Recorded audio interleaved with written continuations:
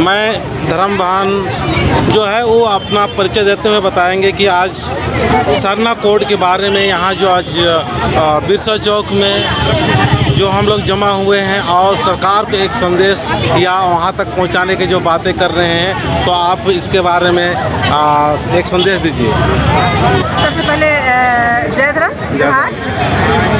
मेरा नाम राजकुमारी उरांव हुआ, प्रदेश सचिव।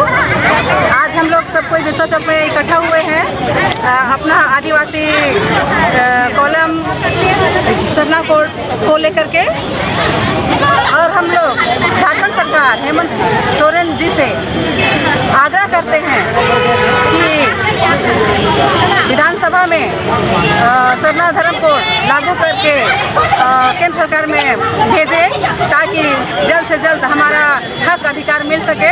और जितने भी हमारे झारखंड में चाहे तो आदिवासी का जितना भी ज़मीन है, धार्मिक स्थल है, सामाजिक जगह है, ज़मीन है, उसको धड़ल्ले से बेचा जा रहा है।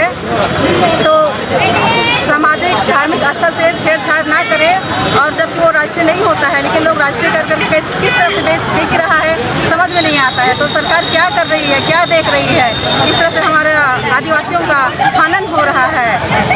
तो उसके लिए हम लोग आवाज़ उठाते हैं हेमंत सरकार से कि जल्द से जल्द जो भी हमारे साथ में अन्याय हो रहा है उसके विरोध में खड़ा हो और हमें न्याय दिलाए।